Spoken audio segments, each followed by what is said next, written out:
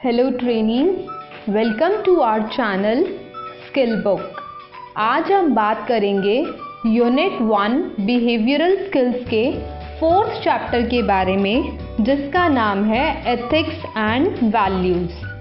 तो ethics generally वो standards होते हैं जो डिफ़ाइन करते हैं कि from society point of view ये सब चीज़ें गलत हैं और ये सब चीज़ें ठीक हैं। किसी इंसान को ये सब चीज़ें अलाउड है करनी और ये सब चीज़ें अलाउड नहीं है। इन टर्म्स ऑफ राइट्स, क्या क्या राइट हैं ह्यूमंस के, क्या ऑब्लिगेशन है, मतलब क्या बाउंडेशन है उनके ऊपर मॉरली और लीगली, क्या कोई भी वो काम कर रहे हैं तो वो सोसाइटी के बेनिफिट में जाएगा, क्या वो फेयर है सब लोगों के लिए या नहीं है। तो एथिक्स में यही बताया जाता है, वही स्टैंडर्ड्स होते हैं एथिक्स में जो बताते हैं कि क्या चीज़ें सही हैं और क्या चीज़ें गलत हैं। जैसे हम बात करें लीगल ऑब्लिगेशन की, मतलब लीगल बाउंडेशन की, कि हम लोगों को या फिर हम लोगों में चोरी करना, stealing, murder, assault, fraud, scam, ये सब चीज़ें जो हैं ये लीगली रॉन्ग हैं। और अगर हम बात करें अच्छी चीज़ों की या राइट थिंग्स की, तो हमारे पास हमारे राइट्स हैं, right to equality, right to freedom, right against exploitation. तो ये स्टैंडर्ड सब जो हैं ये एथिक्स में होते हैं। अब बात करते हैं वैल्यूज़ की। वैल्यू वो आइडियल्स हैं जिनको हम फॉलो करते हैं ताकि हम अपनी लाइफ को बहुत ही सही बना सके और अच्छा बना सके। जैसे हम जो है हम हमारे एल्डर्स की रिस्पेक्ट करते हैं, या कोई हमारा काम अच्छा करता है तो हम उसको इन रिटर्न क्या बोलते हैं, थैंक यू बोलते हैं। तो ये सब चीज़ें होती हैं वैल्यूज़। तो हम बचपन से सुनते आ रहे होते हैं कि हमें एक गुड कैरेक्टर बनाना है, अच्छा कैरेक्टर बनाना है। तो अच्छा कैरेक्टर जो है वो हमारा एथिक्स और वैल्यूज़ पे ही डिपेंड करता है। और अच्छे कैरेक्टर्स के जो 6 पिलर्स होते हैं, 6 पिलर्स कौन से? Trust worthiness, respect, responsibility, fairness, caring और सिटीजनशिप। अगर ये 6 पिलर्स जो हैं हम इनके अकॉर्डिंग काम करते हैं तो हमारा कैरेक्टर खुद ब खुद अच्छा हो जाएगा। जैसे ट्रस्ट वर्दीनेस में अगर हम कोई भी काम ऑनेस्टी, सिंसियरिटी और लॉयल्टी के साथ कर रहे हैं तो हमारे कैरेक्टर में एक पॉइंट ऐड हो जाता है कि हम ट्रस्ट वर्दी हैं, इस बंदे के ऊपर भरोसा किया जा सकता है। सेकेंड थिंग क्या बताई थी? रिस्पेक्ट। रिस्पेक्ट का मतलब है कि जो हमारे एल्डर्स हैं हमें उनको कर्टेसी शो करना चाहिए, डिग्निटी मेंटेन करनी चाहिए सबकी, irrespective of gender, colour, class, इन सबको छोड़ के हमें सबको इक्वली ट्रीट करना चाहिए।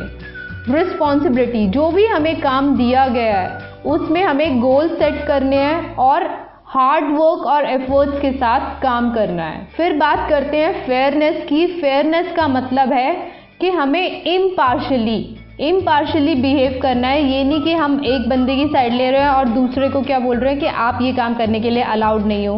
उसके बाद आता है हमारा केयरिंग। केयरिंग का मतलब है कि जो डिफ़िकल्टी में है, अगर किसी को कोई काम समझ में नहीं आ रहा है या किसी को किसी तरीके की हेल्प चाहिए तो हमें उस टाइम पे उनकी हेल्प कर देनी चाहिए।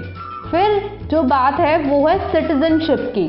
सिटीजनशिप में हमारा आता है कि हम जिस भी वर्क प्लेस पर काम कर रहे हैं या अगर हम किसी पब्लिक प्लेस पे भी हैं तो हमें पब्लिक प्रॉपर्टी को डैमेज नहीं करना चाहिए, वहाँ के रूल्स को फॉलो करना चाहिए, एनवायरनमेंट को प्रोटेक्ट करना चाहिए। तो अगर हम इन सारी चीज़ों को फॉलो करेंगे तो ऑलरेडी जो हमारा कैरेक्टर है वो खुद ब खुद अच्छा बन जाएगा। तो आप भी ये सोच रहे होंगे कि मैम आज ये एथिक्स, वैल्यूज़, कैरेक्टर, इन सब की बातें क्यों कर रही है। तो बच्चों, जब भी हम किसी कंपनी, कॉलेज या स्कूल या बिजनेस कहीं पर भी जाते हैं तो हमें एथिक्स एंड वैल्यूज़ को फॉलो करना पड़ता है। आपको अपना एक कैरेक्टर बिल्ड करना पड़ता है उस जगह पर। जैसे मैं एग्जांपल लेती हूँ कि अगर तुम स्टूडेंट हो और तुम नया स्कूल ज्वाइन करते हो या कॉलेज ज्वाइन करते हो, किसी भी कॉलेज या स्कूल के कुछ एथिक्स होते हैं जो हर स्टूडेंट को फॉलो करने पड़ते हैं। वो क्या होते हैं कि अगर आप कॉलेज में जा रहे हो तो आपको टाइम का ध्यान रखना, पंक्चुअल होना बहुत ज़रूरी है, अपने टीचर की रिस्पेक्ट करनी होती है, प्रॉपर यूनिफॉर्म में जाना होता है, होमवर्क करने के लिए आपको ऑनेस्टी की ज़रूरत होती है, आपको वॉलेंटली एक्ट नहीं करना होता, वहाँ की प्रॉपर्टीज़ को हार्म नहीं करना होता। तो ये किसी भी स्कूल और कॉलेज के एथिक्स होते हैं।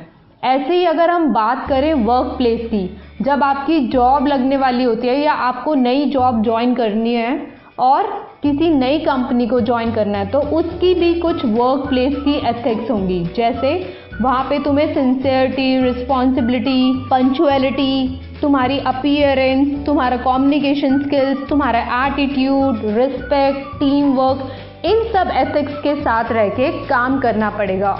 तो इसीलिए आज हम एथिक्स और वैल्यूज़ के बारे में पढ़ रहे थे। ऐसे ही अगर बात करें बिजनेस की, तो बिजनेस में क्या होता है, किसी भी बिजनेस को चलाने के लिए आपको कुछ सेट ऑफ रूल्स जो हैं वो फॉलो करने पड़ते हैं, तभी आपका जो बिजनेस है वो सक्सेसफुल हो पाता है।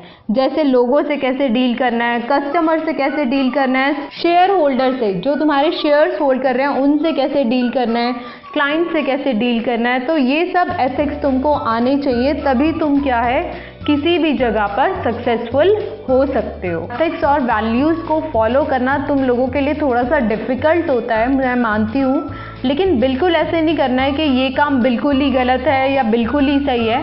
हम एक बीच का रास्ता अपना सकते हैं अगर तुम किसी वर्क प्लेस में हो या बिजनेस में हो तब भी। जैसे अगर कोई भी काम आता है या कोई भी प्रॉब्लम आती है, तो उसमें हम पास्ट एक्सपीरियंस को देखते हैं कि इस काम में राइट चीज़ें क्या थी, रॉन्ग चीज़ें क्या थी, और एक मॉडरेट पाथ को हम फॉलो कर लेते हैं। तो मैं उम्मीद करती हूँ तुमको एथिक्स और वैल्यूज़ की इम्पोर्टेंस समझ में आई होगी कि एथिक्स और वैल्यूज़, अगर ये दो चीज़ें तुम लोगों ने अपना ली तो तुम्हारा कैरेक्टर अच्छा होगा, तुम्हारी एक इमेज बन जाएगी तुम्हारे वर्क प्लेस पे, तुम्हारा बिजनेस जो है वो एक्सेल करेगा, मतलब तुम अच्छे से लोगों से डील कर पाओगे, तुम्हारी प्लानिंग्स अच्छी होंगी और तुम एक सक्सेसफुल एम्प्लॉय बन सकते हो और एक सक्सेसफुल बिजनेसमैन बन सकते हो। तो होपफुली तुमको ये चैप्टर समझ में आया होगा कि एथिक्स और वैल्यूज़ क्यों इम्पॉर्टेंट हैं। फिर भी कोई क्वेरी है तो कमेंट सेक्शन में कमेंट कर सकते हो, और ऐसी ही यूज़फुल वीडियोज़ के लिए देखते रहें स्किल बुक। धन्यवाद।